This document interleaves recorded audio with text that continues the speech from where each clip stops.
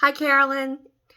So I've tried 9 times to upload the video to complete this final project for medical terminology part 2. And it just keeps giving error messages, and I'm running out of time because your class isn't the only one that I have to do. So being bright-minded and trying to adapt and overcome, I am going to record this video to show you that, yes, I do have an expansive vocabulary and I completed my assignment.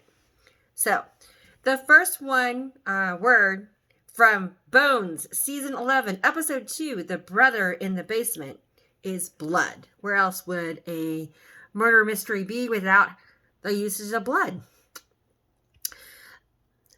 Like, I found out the blood of the second victim, so that's often said. I often laughed because they're always looking for blood and particulates in the Bones episode series. The second word is osteological. The third word is hemorrhage. The fourth word is phalanx. The fifth word is bidirectional, which I found was very interesting because I always use the word bilateral in my practice, denoting both sides of the body. Since this murder was taking place about analyzing the hands, I chose the word hinge, as in the description of a hinge joint. All right. Number 7 on the list is severed, or we could call decapitate, or even better, amputate.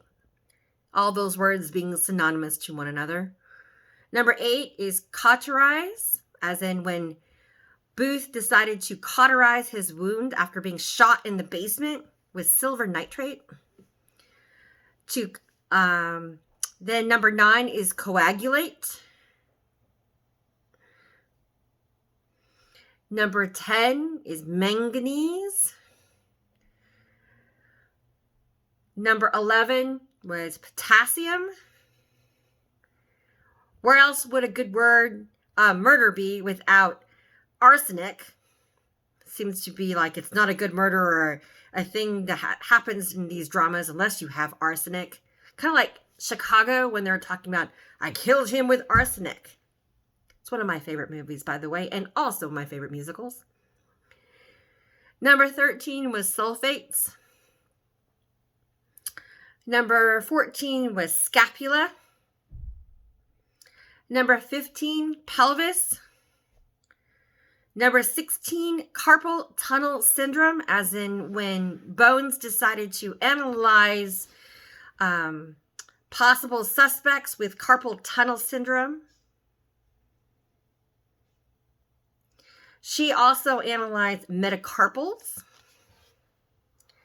and capitates. Well, in this case, she used the word capitate in a noun and an adjective. We also looked at scaphoids and rectus abdominis. But to tell you that I really did hear everything, I will describe a fight scene just because I can. When Bones was waiting the return of her husband, who was in the basement, Booth got hit in his sternocleidomastoid bilaterally on both sides, punched up in his jaw, hit across again in his sternum, and fell on the left side of his shoulder, hitting the side of his deltoid. When he turned around and smacked the other person in his rectus abdominis with a side kick. And then they both fell down to the ground, hitting their gluteus areas, causing them to pass out. And, well, what else could we tell you about all this? Oh, yeah. And then they called 911, and then everyone else actually showed up on the scene. That usually happens, at the end of these things. But regardless, I do actually unable to describe scenes, especially when I watch Bones and also martial arts films too. Anyway, I hope you found my analysis amusing. Thank you for a good class online and for your understanding. And I wish you and the rest of our class a Merry Christmas. Bye now.